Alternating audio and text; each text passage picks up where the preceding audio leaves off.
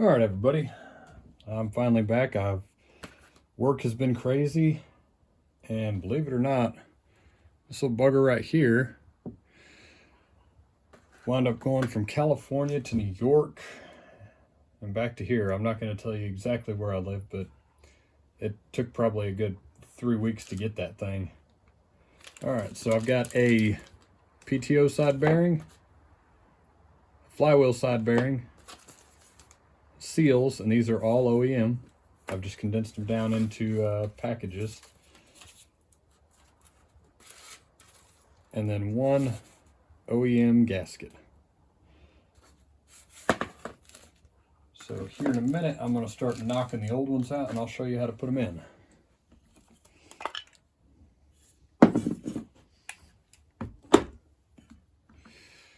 Probably just going to do the screwdriver trick on this one.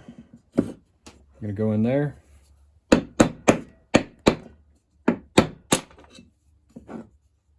There's that. That's how you get that out of there.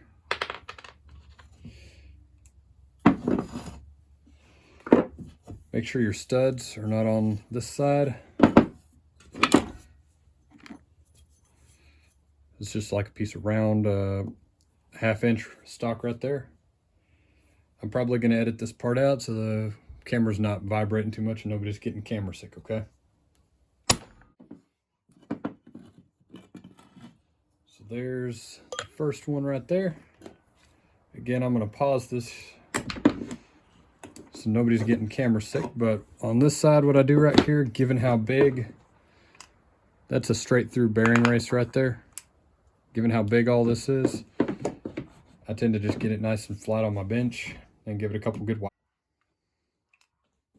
And there we go.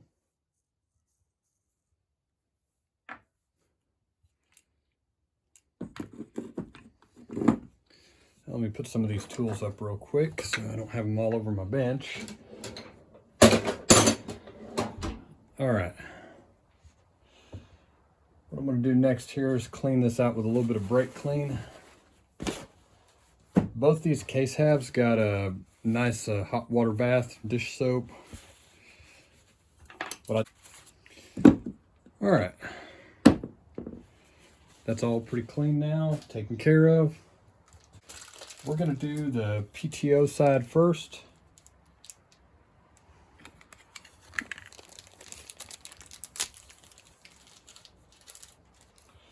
One thing to remember, you have a shoulder inside of the bearing. That's where your seal rides. All right, the way I like to do this with a draw bolt, get it lined up. Then I use a big washer.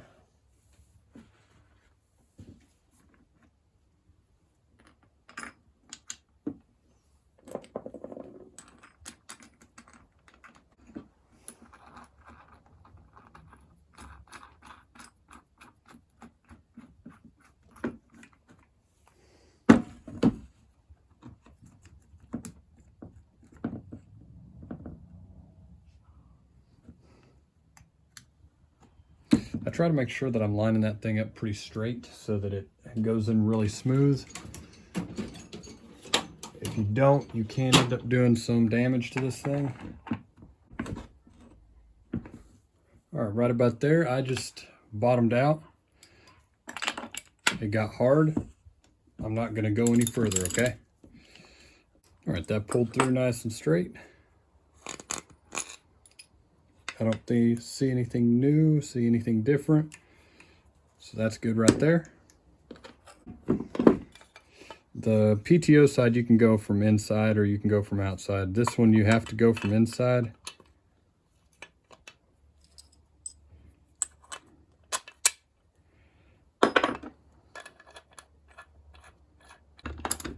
All right, that's it right there.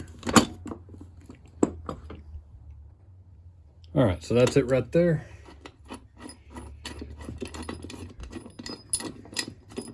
Got that thing pulled in. Now we're on to the crank. I think first, now I'm not oiling the actual inside of the bearing, but I am adding just a little drop of oil to the balls, just because I don't like starting up my saws with dry bearings. All right, this is something that you can make relatively easily, just from a going to the hardware store.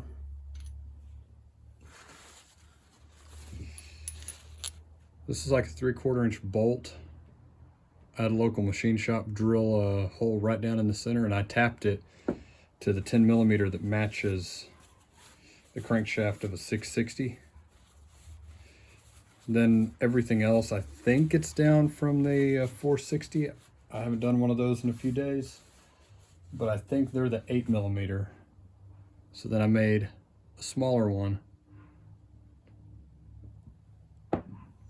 for the 8mm crankshaft. So what I do right here, put my flat washer in, whilst making sure I think that thing is flat right there.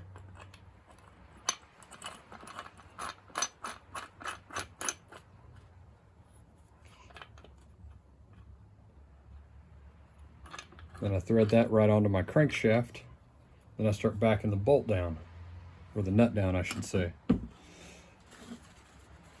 Now I'm just pulling slowly and watching as that right there.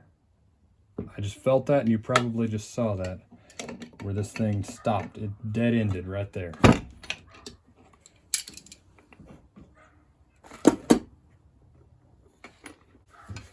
All right, now what we're gonna do, I'm going to get prepared before I do this, but I'm gonna use my aftermarket puller to pull this together. And I'll show you kind of how I do it. I do it a little bit different than the way it's intended, but I'll explain why in a moment. But here's my puller, and here is my Durco. A lot of people like Moto Seal, they like several other things. I prefer Durco, and it is a good sealant for steel saws.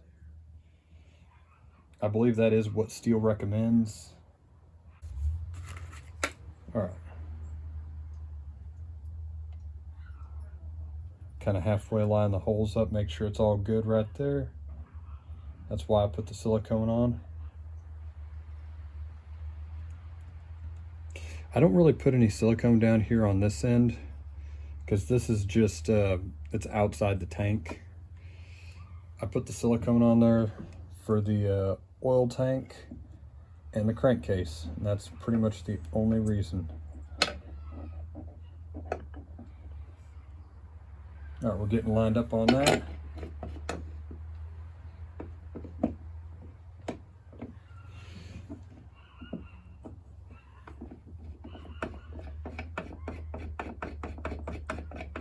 All right, so what I did there, I threaded on the adapter, one flat washer, and the same piece of 3/4 inch pipe that I use for my flywheel side puller.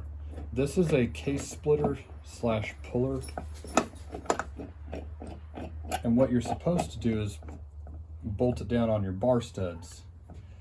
You can do that if you like. I see no problem with that, except I have had issues with that bearing on the PTO side trying to drag through whenever I've done that. That's just a 19mm. All right, right there, I just felt it bottom out. Added just a teeny bit more pressure, not much. I'm not trying to strip anything out. I'm not trying to break anything off.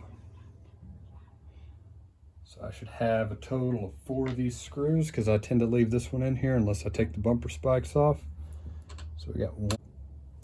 All right, now I'm gonna get this thing out of the way, now that I've got it held together with the actual crankcase screws, and then we'll go to tightening them. All right, now this thing is tight. Let me first get this screw tight right here.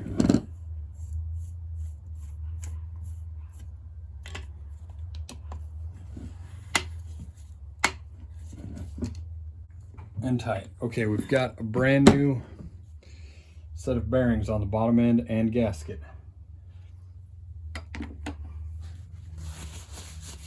All right, now I want you to notice this thing's not wanting to turn. Why is this thing not wanting to turn? I'm gonna take my light real quick.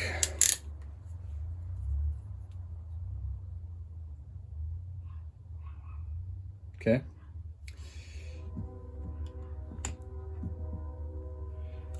Looks like it needs a little bit of smacking. I like to use a dead blow hammer. This is a dead blow. It's seen better days, but it still works for this.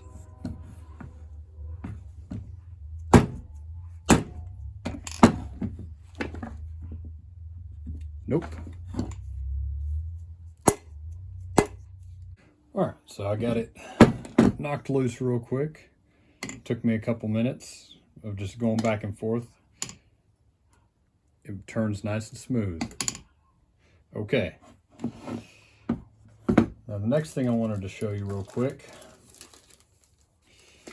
how I do the seals. This isn't the only way to do it. This is just my way of doing it.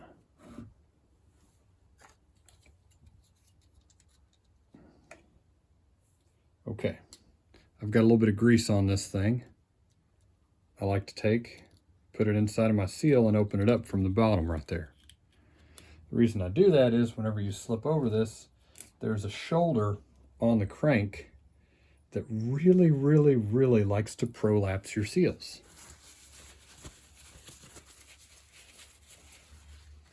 All right, so what I'll do next, just like I'm trying to pull the crankcase back together, and I'm not going to put like a huge amount of force on this thing.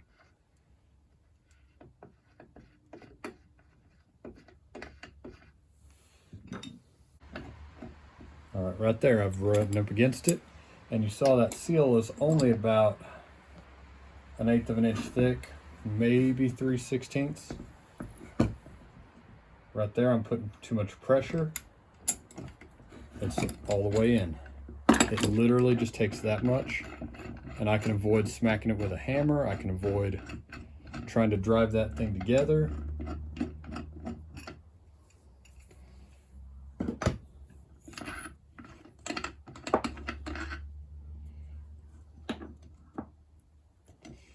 And even if I needed to, I could take the hammer or the dead blow and give it a couple little love taps with a punch and start driving it in straighter. Now, you can see my piece of Coke can is still there.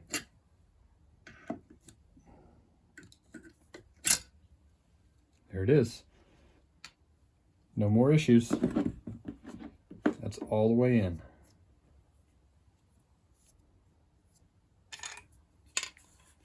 All right, next side. This one I do have to use a socket and a hammer.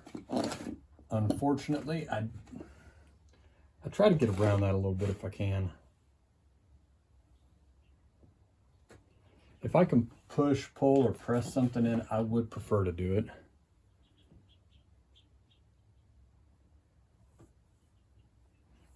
Just a little bit of grease on there. And we'll go down in here. I'm gonna have to call it a day pretty soon. I'm about to lose my daylight. Right now it is about 4:30 and it's been getting dark earlier. We've gotten to that part of the year now.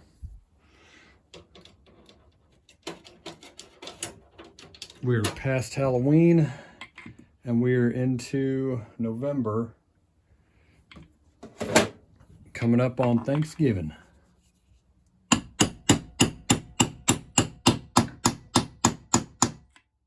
All right, that's all the way in right there.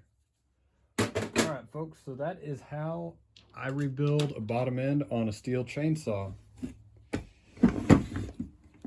Brand new seals, brand new bearings. Next, I'll show you my cylinder whenever I get ready to put it in. Y'all have a good week. Have a good Thanksgiving. Take it easy. Bye.